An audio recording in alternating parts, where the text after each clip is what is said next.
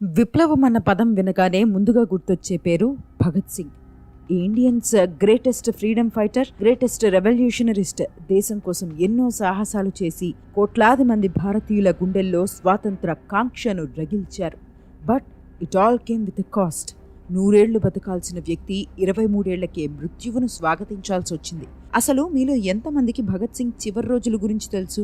లాహోర్ జైల్లో చాలా చిన్న గదిలో ఎప్పుడూ దుర్వాసన వచ్చే చోట ఆయన జీవించాల్సి వచ్చింది.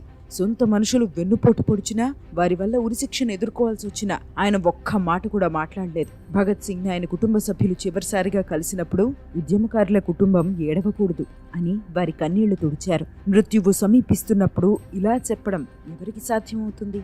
చివరి కోరిక ఏదైనా ఉందా అని అడిగితే, మళ్లీ ఈ దేశంలోనే పుట్టాలి, ఈ దేశానికి మళ్లీ సేవ చేయాలంటూ ఉరికంబమెక్కిన భరతమాత ముద్దు బిడ్డ భగత్ సింగ్. కానీ భగత్ సింగ్ సగం కాలిన మృతదేహాన్ని అధికారులు రోడ్డు పక్కన వదిలేసి పారిపోయారు. వీటి గురించి అసలు మీకు తెలుసా? భగత్ సింగ్ చివరి రోజుల గురించి డీటెయిల్డ్ గా ఈ వీడియోలో నేను మీకు చెబుతాను. And most controversial topic, Bhagat Singh ని ఎవరు వెన్నుపోటు పొడిచారు? భగత్ సింగ్ గురిని ఆపేందుకు మహాత్మా గాంధీ అసలు ప్రయత్నించారా అన్న విషయాలపై అసలు నిజాలను ఇక్కడ చెబుతాను. సో వీడియో చివరి వరకు చూడండి. ఈ కంటెంట్ మీకు నచ్చితే ఈ వీడియోని లైక్ చేయండి, మన ఛానల్ని సబ్స్క్రైబ్ చేసుకోండి. భగత్ సింగ్ చివరి రోజుల గురించి మాట్లాడుకునే ముందు అసలు ఆయన ఎందుకు అరెస్ట్ అయ్యారో తెలుసుకోవడం చాలా ముఖ్యం. 1928లో సైమన్ కమిషన్ కి వ్యతిరేకంగా లాహోర్లో జరిగిన నిరసనల్లో లాలా లజపత్ రాయ్ని పోలీసులు దారుణంగా కుట్టారు. తీవ్ర గాయాలకు చికిత్స పొందుతూ లాలా లజపత్ రాయ్ ప్రాణాలు కోల్పోయారు. లజపత్ రాయ్ మరణానికి ప్రతీకారం తీర్చుకునేందుకు భగత్ సింగ్ తో పాటు హిందూ సోషలిస్ట్ రిపబ్లికన్ అసోసియేషన్లోని విప్లవకారులు పోలీస్ అధికారి స్కాట్ ని చంపాలని ప్లాన్ చేశారు. కానీ ఆ సమయంలో స్కాట్ బదులు శాండర్స్ ని భగత్ సింగ్, రాజ్ గురులు చంపేశారు. ఆ తర్వాత అక్కడి నుంచి కోల్కతాకు, అనంతరం ఆగ్రాకి వెళ్లిన భగత్ సింగ్ తోటి విప్లవకారులను కలిశారు. దేశంలో విప్లవాన్ని అణచివేసేందుకు బ్రిటిష్ ప్రభుత్వం కొత్త బిల్లు తీసుకొస్తోందని వారికి తెలిసింది. బిల్లుకు నిరసనగా దాడి చేయాలని విప్లవకారులు నిర్ణయించుకున్నారు. ప్లాన్ ప్రకారం 1929 ఏప్రిల్ 8న సెంట్రల్ అసెంబ్లీలో ఎవరికీ గాయాలు కాకుండా బాంబులు వేసిన అనంతరం భగత్ సింగ్, బటకేశ్వర్ దత్ అనే మరో విప్లవకారుడు పోలీసుల వద్ద లొంగిపోయారు. ఈ సంఘటనలను కవర్ చేస్తూ ఇప్పటికే 2 డీటెయిల్డ్ వీడియోలను చేశాను. వాటి లింక్స్ డిస్క్రిప్షన్ లో ఇస్తాను. ఈ వీడియో చూసిన తర్వాత వాటిని కూడా చూసేయండి, మీకు చాలా కొత్త ఇన్ఫర్మేషన్ తెలుస్తుంది. ఇక ఢిల్లీ సెంట్రల్ అసెంబ్లీ బాంబింగ్ ఘటన తర్వాత భగత్ సింగ్ ని లాహోర్లోని మైన్ వాలీ జైలుకు తరలించారు. కానీ రాజ్ ఎక్కడున్నా రాజే. జైల్లో భారతీయ ఖైదీల దయనీయ పరిస్థితిని చూసి భగత్ సింగ్ చలించిపోయారు. యూరోపియన్ ఖైదీలకు చాలా ఫెసిలిటీస్ లభిస్తూ ఉంటే పొలిటికల్ ప్రిజనర్స్ గా, అండర్ ట్రయల్స్ గా జైల్లో జీవిస్తున్న భారతీయులను కనీసం మనుషులుగా కూడా గుర్తించడం లేదని ఆయనకు అర్థమైంది. అందుకే వ్యవస్థపై పోరాడాలని నిర్ణయించుకుని నిరాహార దీక్షకు కూర్చున్నారు. భగత్ సింగ్ వ్యవహారం తలనొప్పిగా మారిందని భావించిన బ్రిటిషర్లు ఆయన్ను మైన్ వాలీ జైలు నుంచి లాహోర్ సెంట్రల్ జైలుకు తరలించారు. అక్కడ కూడా ఆయన తన నిరాహార దీక్షను కొనసాగించారు. అయితే ఆ సమయంలోనే లాహోర్ సెంట్రల్ జైల్లో ఉన్న ఉధమ్ సింగ్ భగత్ సింగ్ ని కలిశారు. జలియన్వాలా బాగ్ లో మారణ హోమానికి కారణమైన మైకేల్ ఓ టయర్ ని ఏదో ఒక రోజు చంపుతానని భగత్ సింగ్ ముందు ప్రతిజ్ఞ చేశారు. ఈ ఘటన జరిగిన 11 ఏళ్లకు తన హామీని ఉధమ్ సింగ్ నెరవేర్చుకున్నారు.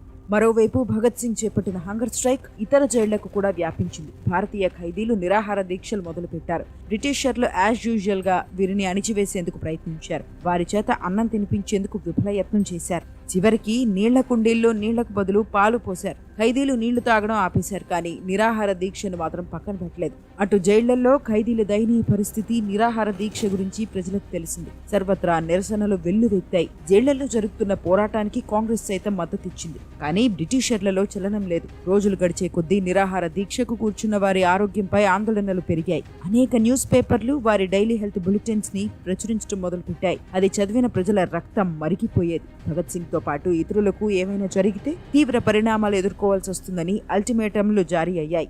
చివరికి ఖైదీల పరిస్థితిపై జైలు ఎంక్వైరీ కమిటీ వేసింది. ఖైదీలను బాగా చూసుకుంటామని, ప్రత్యేక ఆహారం ఇస్తామని, ఇతర వెసులుబాట్లను కూడా కల్పిస్తామని బ్రిటిష్ ప్రభుత్వం హామీనిచ్చింది. దీంతో కొన్ని చోట్ల ఖైదీలు నిరాహార దీక్షను విరమించారు. కానీ బ్రిటిషర్లు మాట మీద నిలబడరని తెలిసిన భగత్ సింగ్ మాత్రం హంగర్ స్ట్రైక్ ని కొనసాగించారు. అయితే ఖైదీల ఆరోగ్య సమస్యల దృష్ట్యా నిరాహార దీక్షను విరమించాలని ఆయన్ని కాంగ్రెస్ అభ్యర్థించింది. దేశ స్వాతంత్ర్యం కోసం తన వంతు కృషి చేస్తున్న కాంగ్రెస్ పార్టీపై గౌరవంతో 1929 అక్టోబర్ 5న, అంటే నిరాహార దీక్షను చేపట్టిన 116వ రోజున భగత్ సింగ్ నిరాహార దీక్షను విరమించారు. ప్రపంచవ్యాప్తంగా ఇదొక రికార్డుగా మారింది. ఇటు హంగర్ స్ట్రైక్ నడుస్తుండగానే కోర్టులో ఢిల్లీ సెంట్రల్ బాంబింగ్ కేసు విచారణ కొనసాగింది. ఈ కేసులో భగత్ సింగ్, బటకేశ్వర్ దత్తులను దోషులుగా తేలుస్తూ వారికి జీవిత ఖైదు శిక్ష విధించింది కోర్టు.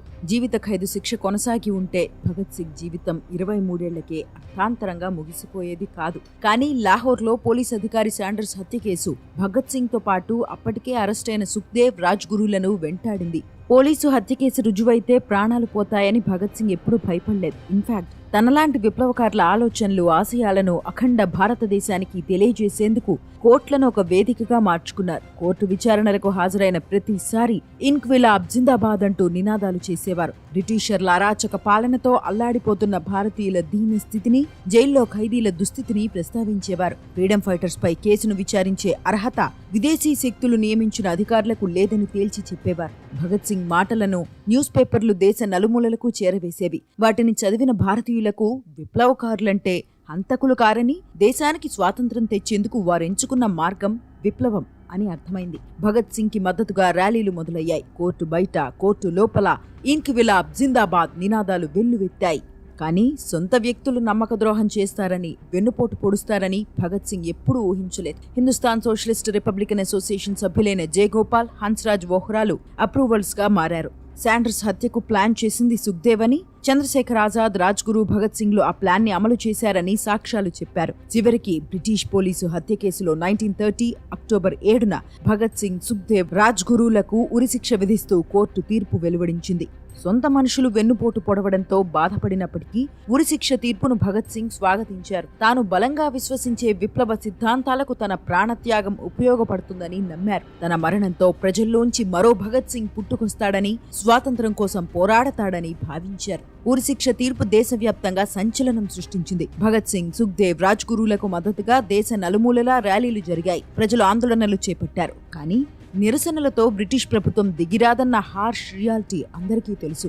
అందుకే దేశ ప్రజల చూపు మహాత్మాగాంధీ వైపు మళ్లింది. ముగ్గురు విప్లవకారులకు విధించిన శిక్షను రద్దు చేసే శక్తి గాంధీ ఒక్కరికే ఉందని అందరూ భావించారు. అప్పటి వైస్రాయ్ లార్డ్ ఇర్విన్ కి గాంధీ ఒక్క మాట చెబితే పని జరిగిపోతుందని వారు అనుకున్నారు. అందుకే ఇప్పటికీ భగత్ సింగ్ మరణం టాపిక్ వస్తే గాంధీ ప్రస్తావన ఖచ్చితంగా ఉంటుంది. గాంధీ సిద్ధాంతాలకు, విప్లవకారుల సిద్ధాంతాలకు నార్త్ పోల్, సౌత్ పోల్ కున్నంత తేడా ఉంటుంది. అందుకే ఈ విషయంలో గాంధీ ఏం చేయలేదని ఇప్పటికీ కొందరు చెబుతూ ఉంటారు. నిజమే, విప్లవకారులతో గాంధీ కలిసి నడవలేరు. కానీ భగత్ సింగ్ ఉరిని ఆయన వ్యతిరేకించారు. ఇదే విషయాన్ని వైస్రాయ్ లార్డ్ ఇర్విన్ తో భేటీలోనూ ప్రస్తావించారు. భగత్ సింగ్ గురించి గాంధీ ప్రస్తావించారు. శిక్షను తగ్గించాలని అడగలేదు, కానీ ప్రస్తుత పరిస్థితిలో ఉరిని వాయిదా వేయాలని కోరారు. ఒక యువకుడిని ఉరితీస్తే అతను ప్రజల ముందు అమరుడవుతాడని, ప్రజలు ఉద్యమిస్తారని ఆందోళన వ్యక్తం చేశారు. ఇది శాంతియుత వాతావరణాన్ని దెబ్బతీస్తుందని భావించారు అని లార్డ్ ఇర్విన్ తన బయోగ్రఫీలో రాసుకొచ్చారు. అయితే విప్లవకారులను ఉరితీసే 3 రోజుల ముందు కూడా దాన్ని ఆపేందుకు గాంధీ ప్రయత్నించారు. శిక్షను తగ్గిస్తే దేశంలో శాంతి కొనసాగుతుందని, ఇదందరికీ మంచిదని విజ్ఞప్తి చేశారు. కానీ లార్డ్ ఇర్విన్ మాత్రం శిక్షను తగ్గించేందుకు తన వద్ద కారణాలేవీ లేవని గాంధీకి జవాబిచ్చారు. అయితే భగత్ సింగ్ ని రక్షించేందుకు గాంధీ హోల్ హార్టెడ్ గా పనిచేయలేదని విమర్శలున్నాయి. ఆయన మనసు పెట్టుంటే కథ మరోలా ఉండేదని ఇప్పటికీ అనుకుంటూ ఉంటారు. సుభాష్ చంద్రబోస్ వంటి ఉద్యమకారులు సైతం భగత్ సింగ్ ఉరికి వ్యతిరేకంగా గొంతుకను వినిపించారు. కానీ విప్లవకారుల మరణాన్ని ఎవ్వరూ ఆపలేకపోయారు. తన చివరి రోజులు సమీపిస్తున్నాయని తెలుసుకున్న భగత్ సింగ్ భయపడలేదు. అప్పటికే హార్ష్ లైఫ్ కి ఆయన అలవాటు పడ్డారు. లాహోర్ సెంట్రల్ జైల్లోని రూమ్ నెంబర్ 14 ని ఆయనకు కేటాయించారు. 5 ఫుట్ 10 ఇంచ్ గది అది. ఒక్కరు తప్ప మరొకరు పట్టలేరు. ఎప్పుడూ దుర్వాసనొస్తూ ఉండేది. తన జీవితంలో మిగిలిన సమయంలో ఎన్ని వీలైతే అన్ని పుస్తకాలు చదవాలని ఆయన భావించారు. తన్ని ఎవరు కలిసేందుకు వస్తున్నా ఏదో ఒక పుస్తకం తీసుకురావాలని విజ్ఞప్తి చేసేవారు. అయితే మరణం సమీపిస్తున్న కొద్దీ భగత్ సింగ్ లో ఎన్నో భావోద్వేగాలు కనిపించేవి. 23 ఏళ్లకే ప్రాణాలు కోల్పోతుండడం ఆయన్ని చాలా బాధ పెట్టేది. జీవితంలో ఇంకా ఏమీ చూడలేదని, ఏం సాధించలేదని కొన్నిసార్లు బాధపడేవారు. ఇంకొన్నిసార్లు మాత్రం దేశం కోసం పోరాడి ప్రాణాలు అర్పిస్తున్నానని గర్వపడేవారు. 1931 మార్చ్ 3న భగత్ సింగ్ చివరిసారిగా తన కుటుంబ సభ్యులను కలుసుకున్నారు. తనకి కన్నీళ్లతో వీడ్కోలు పలకొద్దని, జీవితంలో చివరి రోజులను సంతోషంగా గడపాలని ఉందని కుటుంబానికి ముందే సమాచారం ఇచ్చారు. కానీ 23 ఏళ్లకే కుమారుడు ఇక ప్రాణాలతో ఉండడం తెలిస్తే ఏ తల్లి కన్నీళ్లు ఆగుతాయి? ఏ తండ్రి బాధపడడు? ఆ రోజు కూడా అదే జరిగింది. భగత్ సింగ్ ని చూసేందుకు ఆయన తాత, తండ్రి, తల్లి, తోబుట్టువులు అందరూ వచ్చారు. వారందరి కళ్లలో కన్నీళ్లు కనిపించాయి. అమ్మా, నువ్విలా కన్నీళ్లు పెట్టుకుంటే నన్ను నేను ఆపుకోలేను. మనం ఉద్యమకారులం, భగత్ సింగ్కి ఉరివేస్తే ఆయన తల్లి కన్నీళ్లు పెట్టుకుందని ప్రజలు అనుకోకూడదు అని తల్లికి చెప్పారు. అందుకు బదులుగా ఆ తల్లి కన్నీళ్లు తుడుచుకుని ప్రతి మనిషి ఏదో ఒకరోజు వెళ్ళిపోవాలి, కానీ కొన్ని మరణాలు మాత్రమే ప్రపంచం దృష్టిని ఆకర్షిస్తాయి. ఉరికంబం ఎక్కిన తర్వాత ఇన్క్విలాబ్ జిందాబాద్ అని గర్వంగా బిగ్గరగా అరువు అని కుమారుడికి చెప్పింది. ఉరిశిక్షణ ఆపేందుకు వైస్రాయ్తో గాంధీ టచ్లో ఉన్నారు అని భగత్ సింగ్ తండ్రి అన్నారు. కానీ అది జరగదని భగత్ సింగ్కి కూడా తెలుసు. తండ్రి ఆశలను ఎందుకు చిదిమేయడం అని మారు మాట్లాడకుండా అక్కడి నుంచి వెళ్లిపోయారు. అయితే సుఖ్దేవ్, రాజ్గురువులను చివరిసారిగా చూసుకోవడానికి ఎవరూ రాలేదని తెలిసి భగత్ సింగ్ చాలా బాధపడ్డారు. నా అనేవాళ్లు లేకపోవడం చాలా బాధాకరం అనుకున్నారు. షెడ్యూల్ ప్రకారం ముగ్గురు విప్లవకారులను 1931 మార్చి 24 ఉదయం 6 గంటలకు ఉరి తీయాల్సింది. మార్చి 23న భగత్ సింగ్ లాయర్ ప్రాణ్నాథ్ మెహతా చివరిసారిగా ఆయన్ని కలిశారు. మరణం కొన్ని గంటల దూరంలో ఉందని తెలిసినా మెహతాని నవ్వుతూ పలకరించారు భగత్ సింగ్. భారతదేశానికి ఏవైనా చెప్పేదుందా అని లాయర్ అడిగిన ప్రశ్నకు ఇన్క్విలాబ్ జిందాబాద్ అని సమాధానమిచ్చారు. చివరి కోరిక ఏదైనా ఉందా అని అడగ్గా, నాకు ఇదే దేశంలో మళ్లీ పుట్టాలని ఉంది, ఈ దేశానికి మళ్లీ సేవ చేయాలని ఉంది అని బదులిచ్చారు. లాయర్ వెళ్లిపోయిన తర్వాత మరుసటి రోజు ఉదయం జరగాల్సిన ఉరిని 23వ తేదీ రాత్రి 7 గంటలకు షిఫ్ట్ చేశారు. విప్లవకారులు ముగ్గురు ఉరికంబానికి కలిసి నడిచారు. తమకిష్టమైన పాట పాడుకుంటూ ఇన్క్విలాబ్ జిందాబాద్ అని నినాదాలు చేస్తూ ఉరికంబం ఎక్కారు. చివరికి భగత్ సింగ్, రాజ్గురు, సుఖ్దేవ్లను ఉరితీశారు. విప్లవకారులు మరణించారని వైద్యులు నిర్ధారించారు. కానీ నిరసనకారులు జైలు బయట కాపు కాశారని, మృతదేహాలను తరలించేందుకు ఇబ్బంది కలుగుతుందని అధికారులకు తెలుసు. అందుకే వెనక గోడలను పగలగొట్టి విప్లవకారుల మృతదేహాలను ఒక ట్రక్లో పడేసి ఫిరోజ్పూర్కి సమీపంలో సత్లజ్ నది వద్ద అంత్యక్రియలు నిర్వహించేందుకు తీసుకెళ్లారు. మంటలు చూసిన స్థానికులు అక్కడికి పరుగులు తీశారు. సగం కాలిన శరీరాలను అక్కడే వదిలేసి అధికారులు లాహోర్ పారిపోయారు. ఆ మృతదేహాలు విప్లవకారులవని గుర్తించిన స్థానికులు రాత్రంతా వాటికి కాపలా కాచి కన్నీటి వీడ్కోలు పలికారు. విప్లవకారుల మరణ వార్త తొలుత లాహోర్ అంతటా, అనంతరం దేశవ్యాప్తంగా సంచలనం సృష్టించింది. ఇన్క్విలాబ్ జిందాబాద్ అంటూ ప్రజలు రోడ్ల మీదకొచ్చి నిరసనలు తెలిపారు. ఆ రోజు వారి మధ్యలో ఒక భగత్ సింగ్, ఒక సుఖ్దేవ్, ఒక రాజ్గురులు పుట్టుకొచ్చి ప్రభుత్వానికి వ్యతిరేకంగా దేశ స్వాతంత్ర్యం కోసం పోరాడారు. స్వతంత్ర భారతదేశం కోసం ఆయన కన్న కలలు 1947 ఆగస్టు 15న నిజమయ్యాయి. కానీ ఆ రోజు భగత్ సింగ్ జీవించి లేరు. ఎందరో వీరుల ప్రాణత్యాగం నేడు మనం అనుభవిస్తున్న స్వాతంత్రమని భగత్ సింగ్ చివరి రోజులను చూస్తే మనకిది ఖచ్చితంగా అర్థమవుతుంది. ఇది ఫ్రెండ్స్ ఇవాల్టి వీడియో. కుల్దీప్ నాయర్ రాసిన వితౌట్ ఫియర్ పుస్తకం ఆధారంగా చేసిన ఈ కంటెంట్ మీకు నచ్చితే ఈ వీడియోని వెంటనే లైక్ చేయండి, మన ఛానల్ని సబ్స్క్రైబ్ చేసుకోండి. ఈ వీడియో ఎలా అనిపించిందో కామెంట్ చేయండి. More videos coming up. Stay tuned.